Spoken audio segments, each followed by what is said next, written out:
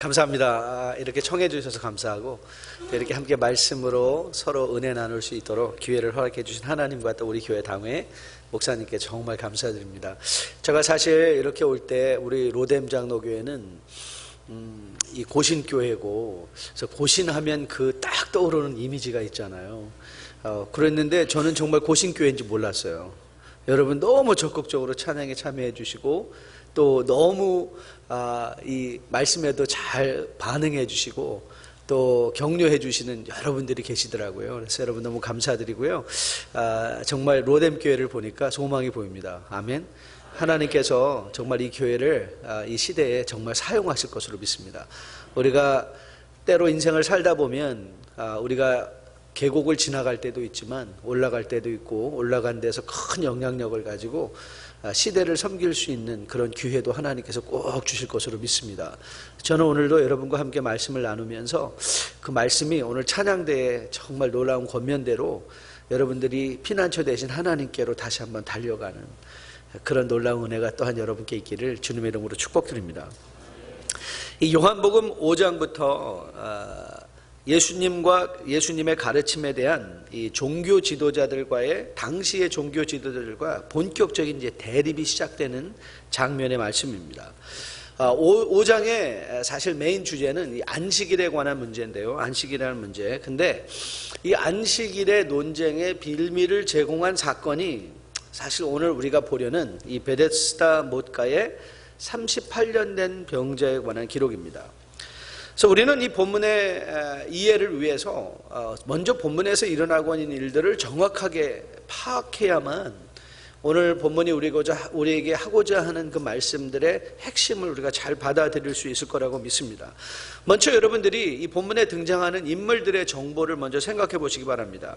여러분, 오늘 본문의 주인공은 누구라고 생각하십니까? 본문의 주인공이 누구일까요? 우리는 흔히 생각하면 38년 된 병자라고 생각하기가 쉽습니다. 하지만 오늘 본문을 여러분이 주의 깊게 살펴보면 이 38년 된 병자가 누구였는지, 누구의 아들이었는지, 그 사람의 이름은 뭐였는지, 어디 살던 사람인지, 이 사람이 이 사건 이후에 어떻게 변했는지에 대해서는 전혀 언급되고 있지 않는 것을 보게 됩니다. 다만 오늘 본문이 밝히고 싶었던 것은 뭐냐면 그 못가에 한 사람이 있었는데 그 사람이 38년 된 병자였다는 사실만을 밝히고 있는 것을 보게 됩니다. 오늘 이 사실로부터 우리는 뭘 먼저 마음에 기억해야 되는가 하면 오늘 요한이 어떤 한 특정한 인물의 치유를 강조하려고 이 사건을 기록한 것이 아니라는 것을 우리는 알 수 있습니다. 오늘 본문은 그렇기에 38년 된 병자에 관한 이야기라기보다는 이 사람을 상징으로 해서 거울로 해서 여러분과 저를 비추어 볼 수 있도록 인간의 보편적인 문제를 다루어 주고 있는 말씀이라고 믿습니다. 그래서 우리가 생각한 것보다 보면은 훨씬 더 다각적인 차원에서 우리에게 주고자 하는 깊은 의미의 교훈들이 있다고 믿습니다. 그런데 여러분, 오늘 우리가 또 하나 생각해 볼 것은 왜 요한은 굳이 이 사람이 38년 된 병자였다라는 이 사실을 밝히고 있을까? 여러분들 그것도 생각해 볼 문제입니다. Why 38 years? 왜 38년일까? 물론 이 말씀을 언급한 이유는 그 병이 오래된 병이었다는 것을 알려주기 위함이겠죠. 오랫동안 병을 앓았다. 하지만 그건 단순히 오랫동안이라는 이 길이, 시간의 길이를 밝혀줄 뿐만 아니라 오늘 이 본문은 우리에게 또 중요한 한 가지 정보를 제공해 주고 있는데요. 그 사실은 이 사람의 병은 비록 오래된 병이지만 곧 죽을 병은 아니라는 거예요. 그렇지 않습니까? 그래서 이런 것을 보고 우리가 chronic disease라고 하죠. 그러니까 계속해서 바로 죽지는 않지만 계속 질병의 상태가 유지되었던 그런 상태의 모습인 것을 보게 됩니다. 그렇게 이 사람의 병은 생명의 경각을 다투는 것이 아니기 때문에 사실 주님이 굳이 고쳐주지 아니하셔도 이 사람은 죽지 않을 거라는 거예요. 그 포인트를 여러분이 꼭 마음에 기억해 두세요.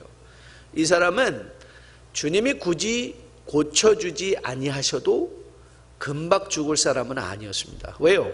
그 병이 이미 38년이라는 오랜 병을 앓고 있었기 때문에 그렇죠. 여러분, 주님께서 이 사람에게 오셔서 물었던 질문이 뭐였죠? 내가 낫고자 하느냐? 내가 낫고자 하느냐? 여러분, 이 사람의 반응을 한번 보세요. 어쩌면 이 사람은 치유에 대한 적극적인 소망보다 그가 하고자 하는 말 속에는 이 오래된 병으로 말미암아 체념에 대한 무덤덤이 있어요. 체념에 대한 무덤덤. 다시 한번 잘 보세요. 예, 낫기 원합니다. Heal me, 고쳐주세요. 이게 아니죠. 그냥 그가 자기가 처한 현실을 담담하게, 덤덤하게 표현합니다. 그런데 또 한 가지 분명한 사실은 있습니다. 그가 금방 죽을 사람은 아니지만 결국 그는 죽어가고 있는 사람이었습니다. 죽어가고 있는 사람. 금방 죽지는 않지만 죽어가고 있는 사람. 자, 한번 정리를 해볼까요? 38년 된 병자가 누굴까요? Who is this guy? Who is this man? 우리가 지금까지 살펴본 내용들을 종합해보면 그건 결국 이 세상을 살아가는 우리의 모습이 아닌가 생각해봅니다. 자, 오늘 제가 또 한 가지 퀴즈를 드리겠습니다. 여러분, 정신 바짝 차리고 잘 대답하셔야 됩니다. 잘 들어보십시오. 여러분, 이 세상에서 믿는 사람이 부자로 삽니까? 믿지 않는 사람이 부자로 삽니까? 자, 믿는 사람이 부자로 산다. 아니, 이렇게 믿음들이 없으셨어요? 믿지 않는 사람이 부자로 산다. 왜 그런 질문 하느냐? 예, 정답은요, 제가 정답을 드리겠습니다. 사람 나름입니다. 사람 나름입니다. 세상에서 부자로 사는 것, 권력자로 사는 것, 명예자로 사는 것, 사실 많은 경우에 믿는 것과 상관이 없을 때가 많이 있습니다. 여러분이 지금 몸담고 살아가는 이 세상 속에서는 믿음을 위하여 힘들게 살지 않아도 적당히 살아도 살 수 있습니다. 우리 자녀들 좋은 대학 보내려고 너무나 많은 시간과 투자에 공을 들이는데 과연 그 아이들이 이 땅에 살아가기, 저는 보니까 스몰 비즈니스, 저는 스몰 타운 출신이니까, 야, 스몰 타운에서 스몰 비즈니스 하시는 분들 잘 사시더라고요. 물질적으로.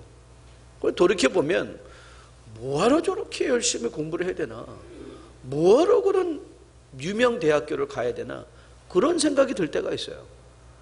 이 땅에서 먹고 사는 게 목적이라면, 적당히 잘 사는 게 목적이라면, 사실 우리는 믿느냐 믿지 않느냐는 우리가 이 땅에서 적당히 잘 살아가는가에 대해서는 아무런 상관이 없는 것을 보게 됩니다.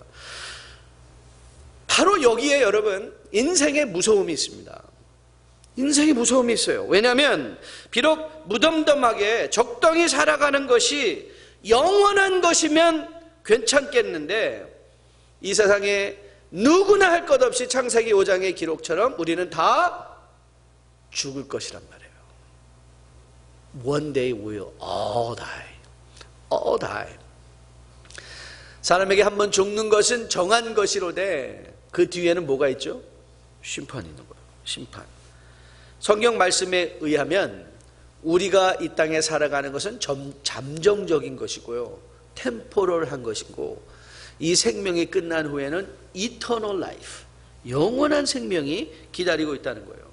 그러면 오늘 본문이 우리에게 말하고 싶은 것이 무엇일까?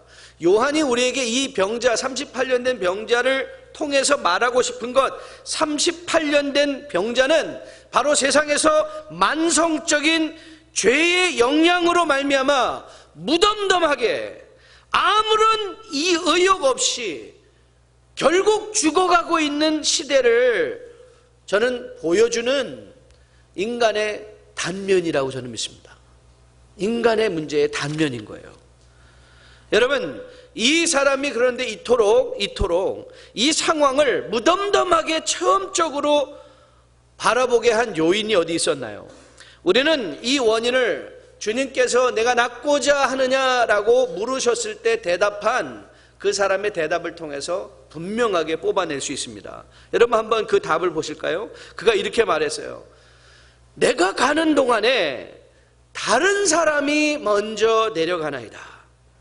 While I am trying to get in, someone else goes first. Someone else goes first. 우리는 많은 경우에 이 38년 된 병자를 생각하며 친구들의 도움으로 들것에 실려 지붕을 뚫고 내려왔던 전신마비 환자를 생각할 때가 많이 있습니다. 하지만 여러분 자세히 보십시오. 이 사람은 전신마비 환자가 아니었어요. While I'm trying to get in, 내가 가는 동안 그는 갔어요. 그런데 가는 동안에 문제가 뭔가? 문제가 연못에 있었던 거예요. 연못에 문제가 있었어요. 그 연못이 사람들에게 알려지기는 오늘 요한이 이런 정보를 제공해주고 있죠. 가끔 천사가 내려와서 물을 동하게 하는 걸로 알려져 있어요. 그런데 이 연못의 이적은 누가 이 연못에서 이적의 수혜자고 돼갈 수 있는가? 모든 사람이 동일하게 이적을 수혜받는 것이 아니라 one person, 제일 먼저 들어가는 사람이 그 이적의 수혜자가 된 것이었어요. 그런데 그러면 이 연못을 우린 보면서 이거 이제 단순한 연못이 아닌 것을 우린 보게 돼요. 여러분 이 연못은요, 우리가 살고 있는 세상의 또 하나의 모습이에요. 여러분 그 못이 가끔 동하는 것이고요, 먼저 가야 된다는 사실이에요. 그러니까 이 베데스다의 이 연못가는요, 엄청난 경쟁의 장인 걸 보게 돼요. Fierce competition. Everybody wanna go first. 여러분이 경쟁이 상상이 되세요? 웅성웅성 모여있는 사람들이 물 동한다 할 때 자리 들고 달려가는 모습들이 보이십니까? 엄청난 경쟁이 지금 이 연못가에서 벌어지고 있는 거예요. 아마 저는 이런 상황을 염두에 두고 이 사람이 내가 낫고자 하느냐라고 했을 때에 이 한마디 짧게 함축되어 있지만 저는 그 행간과 낱말 사이에 감정을 한번 이렇게 넣어서 이해해 보았어요. 아마 이 사람은 속으로 이렇게 말하는 것 같았어요. 나도 할 만큼 해봤습니다. 굴러도 봤습니다. 먼저 들어가 보려고 안 해본 것이 없습니다. 37년 전에는 패기도 있었습니다. 꿈도 있었습니다. But I now know. 나 이제 압니다. 늘 나보다 한 발짝 먼저 가는 사람이 있다는 것을 나는 알고 있습니다. 여러분, 이 연못을 딱 보면 무슨 생각이 드세요? 혹시 그런 생각은 들지 않습니까? 우리가 살고 있는 세상이 이와 같지 않은가요? 가끔 동하는 부의 못이 있어요. 가끔 동하는 부의 물질의 못이, 연못이 있습니다. 그래서 우리는 그 연못가를 늘 서성거리고 있어요. 얼른 나도 한번 들어가 봐야지. 얼른 들어가서 나도 잡아봐야지. 그런데 우리는 늘 무슨 푸념이에요? 아유, 제주는 곰이 부리고 이거 뭐 돈 버는 사람은 따로 있어. 여러분 다 그렇지 않아요? 아이고, 돈 버는 사람은 따로 있어. 나는 너무 억울해. 산전수전의 공중전까지 다 겪으면서 그 못에 몸을 던져서 한번 잘 살아보겠다고, 명예를 가져보겠다고, 권력의 치유를 받고 싶다고 하지만 늘 우리의 푸념은 뭐예요? 나보다 늘 먼저 한 발짝 가는 사람이 있는 거예요. Always there is a person who goes one step ahead of me. One step. 맨날 먼저 가는 거예요. 그래서 나중에는 그 분노가 화도 내보고 열심도 내보고 정말 모든 걸 해보지만 나중에는 그 분노가 체념이 되고, 그리고 또 의욕적으로 뭘 좀 하려는 사람들에게는 눈을 기면서 그래죠. 좀만 더 살아봐라.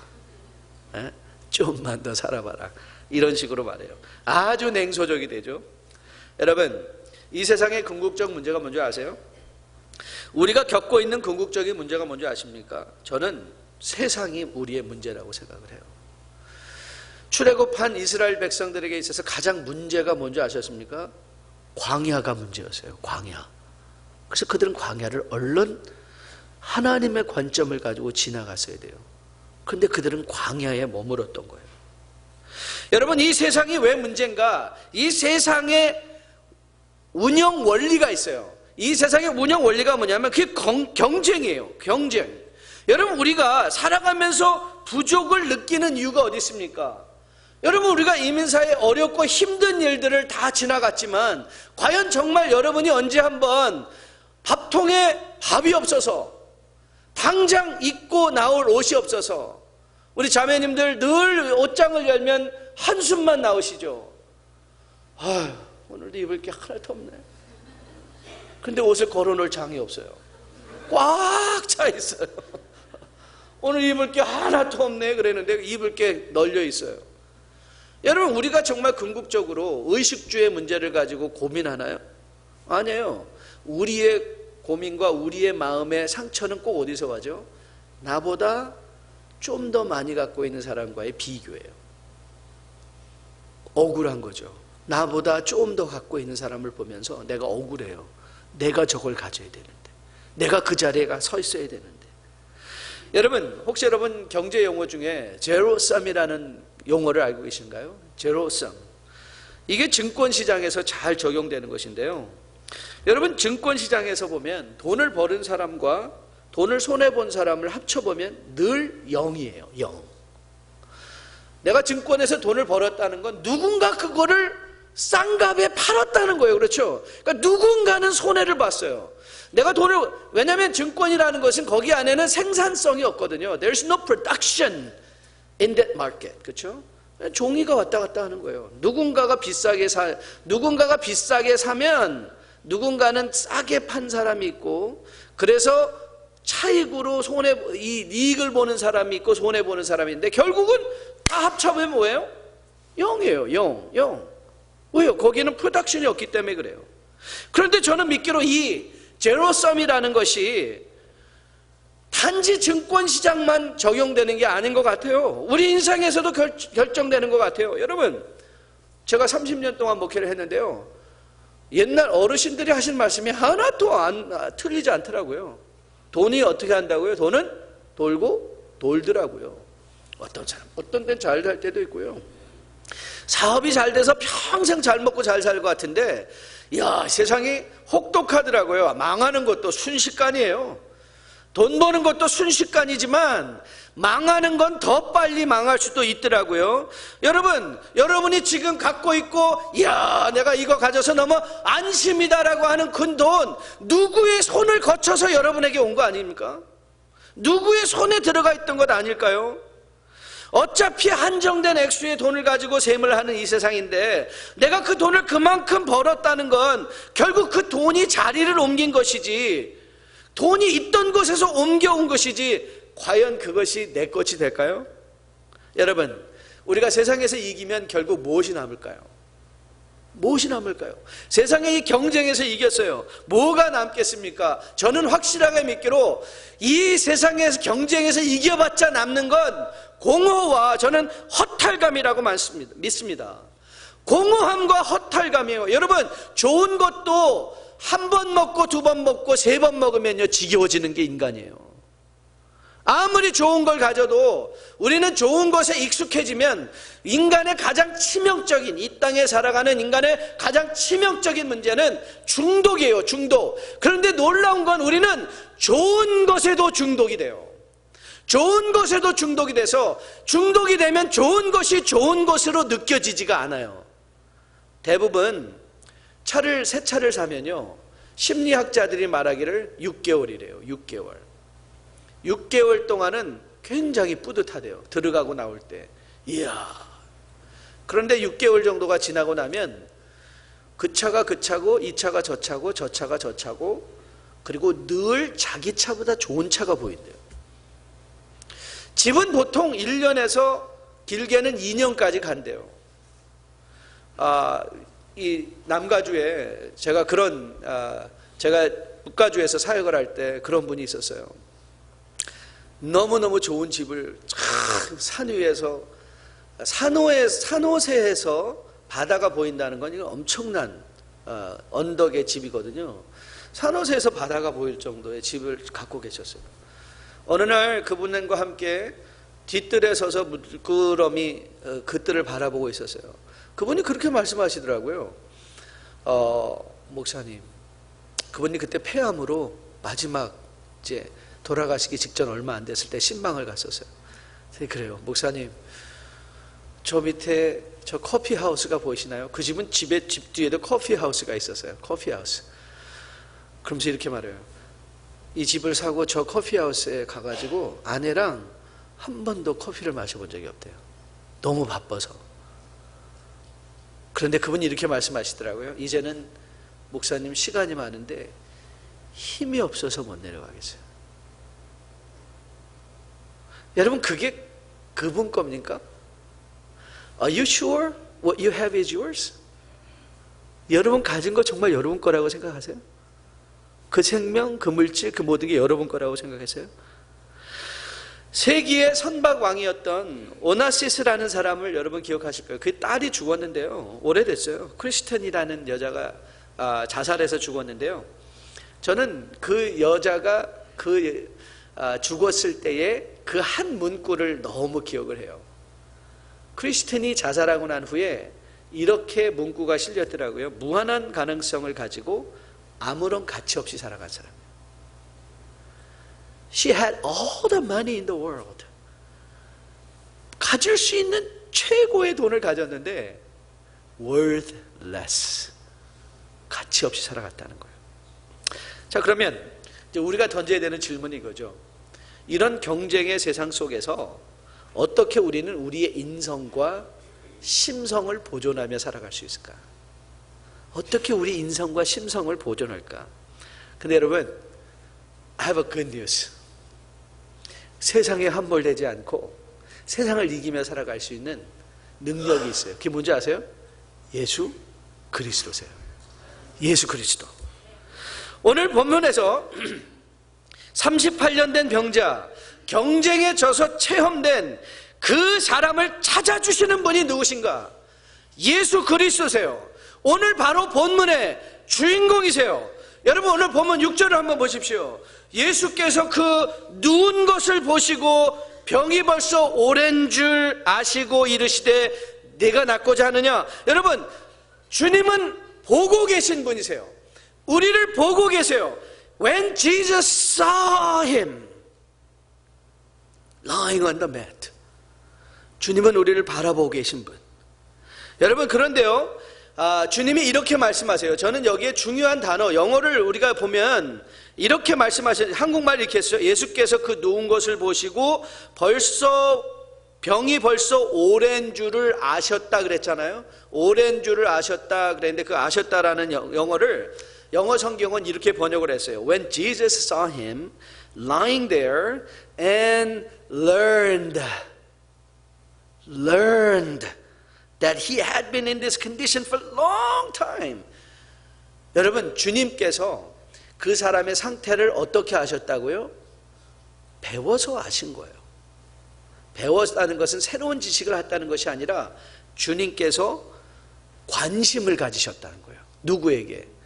아무도 돌아보지 않고 모든 것에 체험하여 세상의 경쟁의 물가 그 못에서 늘 체념적으로 냉소한 그 사람을 누가 찾아주세요? 예수님께서 찾아주세요. 예수님께서 찾아주셨을 때 내가 낫고자 하느냐라고 물으셨을 때 그는 정답을 하지도 않았어요.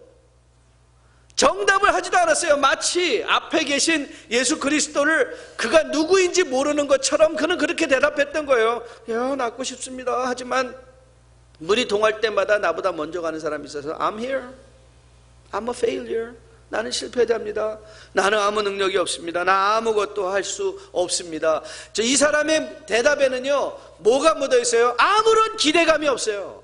인생에 아무런 기대감이 없어요. 그런데 그가 기대하지 않았을 때 그를 찾아주신 분이 계세요. 그렇죠? 여러분, 이 주님은 우리가 찾아가는 주님이 아니에요. 우리를 찾아와 주시는 주님이에요. 우리를 찾아와 주시는 주님. 우리가 전혀 기대하지 않고 세상에서 코가 석자가 빠져서 왜 내 인생은 내 만날 내 이 모양 이 꼴이냐, 왜 나는 나보다 늘 잘 사는 사람만 뒤에서만 쫓아가야 되냐 체념하며 세상을 냉소적으로 바라보고 있을 때 그때 하나님은 우리를 찾아주세요. 예수 그리스도는 그때 우리를 찾아주세요. 여러분, 우리는 살벌한 경쟁의 시대에 살고 있습니다. 어제의 동지가 오늘 적이 됩니다. 여러분, 이제 평생 직장이라는 것은 존재하지 않죠. 직장을 다니다가도 조금 더 좋은 조건의 직장이 나오면 즉시 옮겨가는 시대입니다. 그리고 그것이 흠이 되지 않아요. 아니, 오히려 그것이 능력을 입증하는 것 같아요. 이런 철저한 경쟁의 시대 속에서 인간은 스스로의 욕심에 고립이 돼요. 결국 부의 못갓에 다 매트를 깔아놓고 거기서 먹고 자고 거기서 몸부림치죠. 우리의 힘으로는 그 세상의 못가에서 헤어나올 사람이 없어요. 거기에 빠져버리면 헤어나올 사람이 없어요. 저는 여러분이 오늘 여기에 어떻게 오셨는지는 모르겠어요. 오늘 여기에 처음 오신 분도 혹 있을지 모르겠고, 오고 싶지 않은데 억지로 오신 분이 계셨을 수도 있을 수 있어요. 근데 저는 한 가지 분명한 사실, 오늘 여러분이 이 자리에 와 앉아 있는 건 결단코 우연이 아닌 걸로 믿습니다. 하나님이 오늘 여러분의 심령을 찾아주기로 결정하시고 여러분들을 이 자리까지 인도하신 것으로 믿습니다. 여러분, 예수 그리스도는요, 우리가 믿기 때문에 하나님이 계시고 믿지 않기 때문에 하나님이 안 계신 게 아니에요. 제가 우리 교우들에게 항상 그 도전을 해요. 여러분이 믿기 때문에 종말이 오고 믿지 않기 때문에 종말이 안 오는 것이 아니다. 여러분, 여러분의 믿음과 상관없이 하나님은 존재하시고요, 여러분의 믿음과 상관없이 하나님은 영원한 지옥의 형벌을 준비하고 계시고요, 여러분이 믿거나 말거나 하나님은 하나님의 나라의 그 백성들을 위하여 하나님 나라를 회복시킬 준비를 하고 계신 분이 하나님이세요. 그런데 오늘 우리의 믿음과는 상관없이 하나님께서 오늘 여러분과 오늘 이 요한에 등장한 이 38년 된 병자와 예수님을 만나게 하시며, 저는 오늘 여러분의 인생이 이 시간 이후부터 은혜의 강가로 인도되어지고 있는 것으로 확실하게 믿습니다. 이럴 때 아멘을 아끼시면 안 돼요. 확실히 믿습니다. 은혜의 강가로 우리는 이미 인도되어지고 있는 거예요. 그러면 자, 이 은혜의 강가에 나온 우리들은 우리를 만나주시고 우리를 찾아주신 이 하나님, 이 예수님께 우리는 어떻게 반응하며 살아내야 할 것인가? 오늘 본문에서 주님은 이렇게 권면을 하세요. 내 자리를 들고 걸어가라. 그리고 여러분, 나중에 이 사람을 성전에서 주님께서 다시 만나 주시거든요.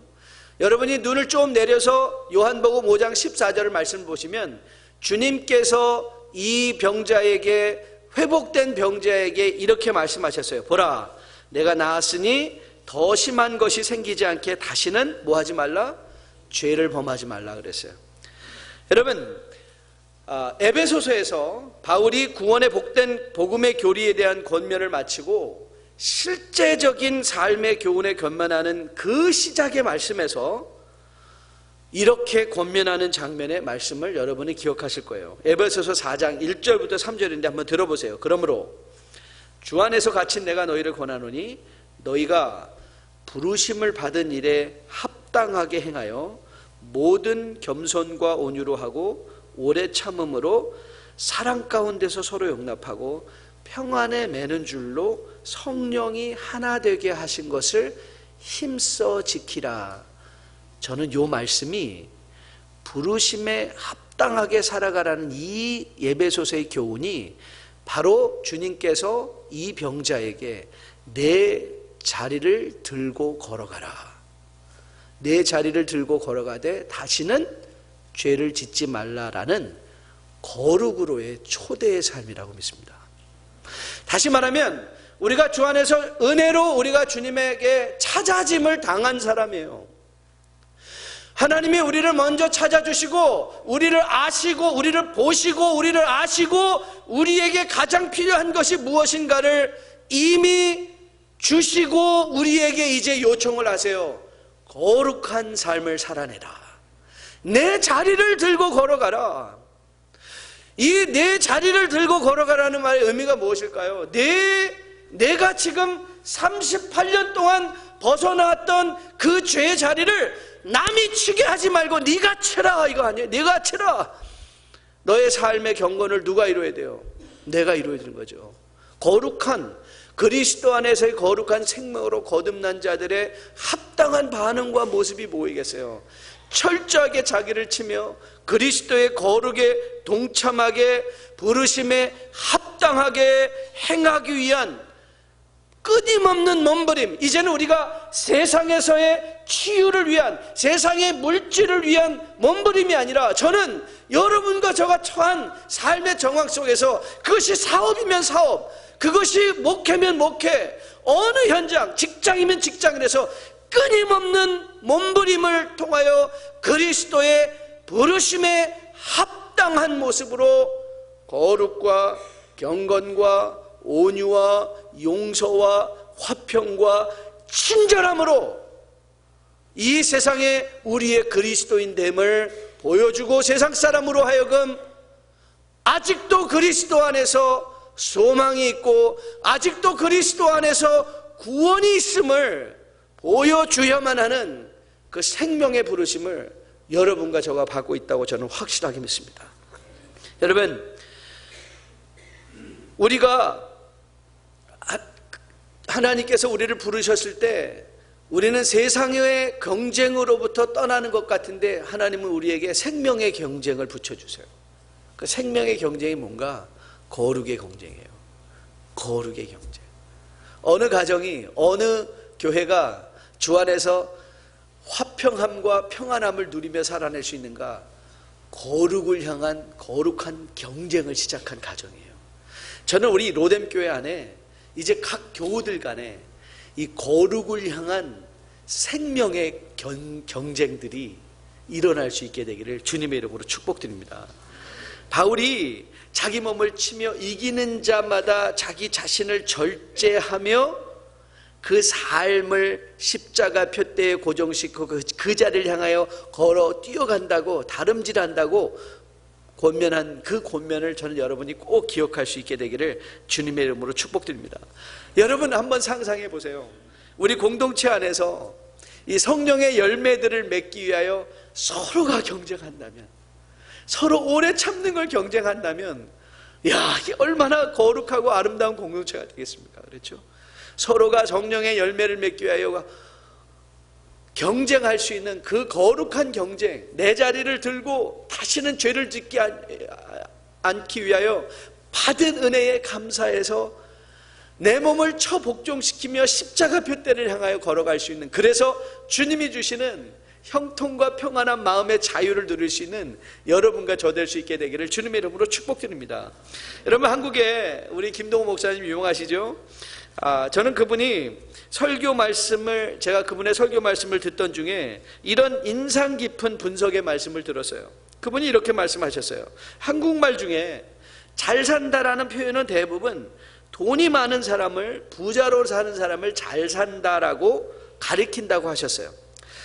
예수님을 믿는 것, 여러분, 우리 물론 잘 살기 위해서 예수님을 믿습니다. 하지만 예수님을 믿는 것이 잘 사는 것이라면, 혹이라도 세상적인 개념으로 한다면 예수님을 믿는 것이 이 세상에서 다 부자로 사는 것인가? 그건 아닌 것이죠. 그렇죠? 부자로 사는 것은 무슨 뜻이라고 그랬어요? 사람 나름이라고 그랬잖아요. 그렇죠? 어떤 사람은 부자로 사는 사람도 있고, 어떤 사람은 자기의 그릇에 따라서 자기가 누려야 될 분복이 있는 것을 우리는 알고 있어요.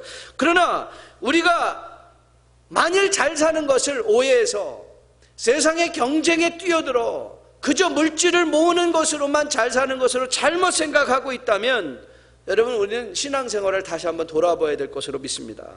여러분, 세상에서의 부는요, 달란트고 재능일 뿐입니다. 물론 부자로 살면 편안할 수 있습니다. 그러나 여러분, 한 글자 차이인데요, 편안함과 평안함은 다른 것입니다. 저는 돈을 많이 가지고도 너무나 두려운 삶을 사는 사람들을 많이 봤습니다. 편안한데, 육신은 편안한데 마음은 평안하지 않은 사람들을 많이 봤습니다. 물론 여러분, 돈이 많으면 소위 세상적으로 말하는 재미있게 살 수 있습니다. 여러분, 그러나 재미는 기쁨이 아닙니다. Joy and fun different. 성경이 우리에게 약속해 주시는 건요, 내가 사망의 음침한 골짜기를 걸어갈 때 할지라도, 금요일날 나눈 것처럼 우리가 원수의 목전에 있다 할지라도 주님께서 베풀어 주시는 잔치 인생을 사는 거예요. 내 앞에 상을 베푸시는 그 주님과 함께 잔치 인생을 사는 것, 그게 이 땅을 살아가며 우리가 부르심을 받고 있던 성도의 삶이라고 저는 믿습니다. 여러분, 증권시장 못지않게 제로섬을 경험하는 곳이 어딘가? 저는 현대의 교회 같아요. 남가주에 있는 어떤 친한 목사님과 대화를 하다가 이런 말씀을 들었어요. 그분이 이렇게 말씀하시더라고요. 목사님, 우리 교회 교인은요, 오늘 출석한 분들이에요. 이분들이 내일 안 오실 수도 있다는 거예요.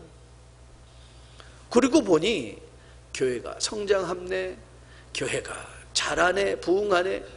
여러분 한번 잘 눈여겨보세요. 이 이민사회 안에서 교회가 부흥하면 꼭 어떤 일이 일어났죠? 옆에 교회가 꼭 문제가 있어서 줄어들고 있는 건 아닌가요? 그래서 하나님 나라에 합쳐보면 혹이라도 늘 영은 아닌가요? 여러분, 저는 이제 교회가, 성도가 깨어날 때라고 믿습니다. 거룩함의 경쟁은요, 사람을 살리는 경쟁이에요.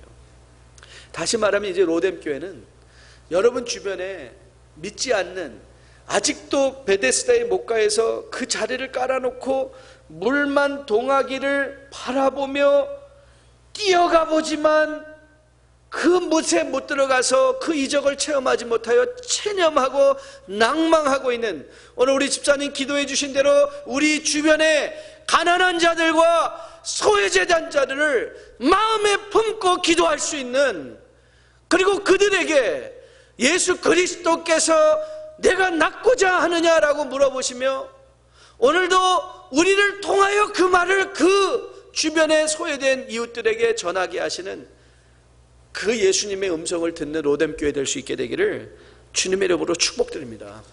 그래서 저는 이 자리가, 오늘 여기 있는 빈 자리들이 이제 정말 이 주변에 있는 다른 교회에서 잘 믿는 사람이 옮겨오는 게 아니라 우리 주변에 그 가난한, 그 소외된, 아직도 경쟁의 목가에서 몸을 떨며 경쟁하고 세상에 죽음의 경쟁을 하고 있는 그들을 생명의 경쟁으로 인도할 수 있는 우리 로뎀교회, 또 로뎀교회에 속한 주의 백성들 다 될 수 있게 되기를 주님의 이름으로 축복드립니다.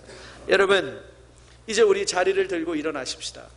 우리를 찾아주시는 하나님을, 우리를 구원해 주신 그 예수 그리스도의 놀라운 은혜를 우리가 체험했다면 이제 우리 자리 들고 일어나십시다. 이제 우리는 세상의 심한 죄로부터 벗어나기 위해서 다시 한번 우리의 마음을 결단하십시다. 그리고 거룩한 삶을 사시면서 내가 세상에 많이 가진 것으로 기뻐하는 것이 아니라 내가 세상에 거룩함으로 세워지는 주의 백성이 되었으므로 기뻐하실 수 있는 여러분과 저 될 수 있기를 주님의 이름으로 축복드립니다.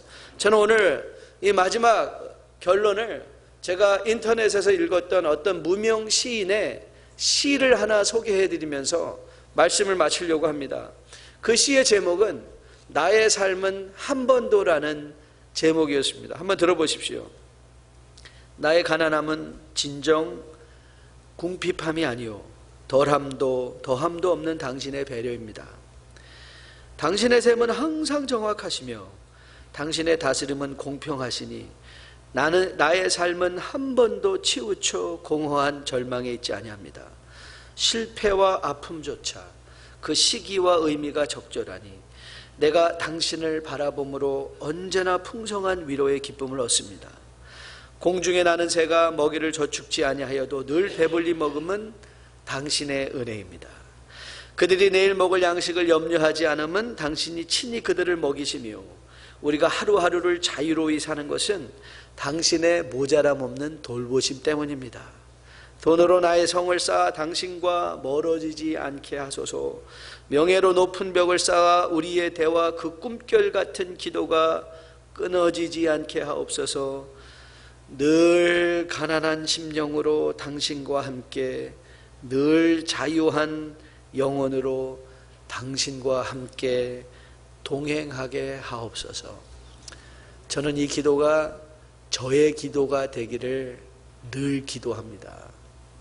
그리고 저는 여러분이 이 기도를 함께 동참할 수 있는 주의 백성이 될 수 있게 되기를 또한 주의 이름으로 축복드립니다.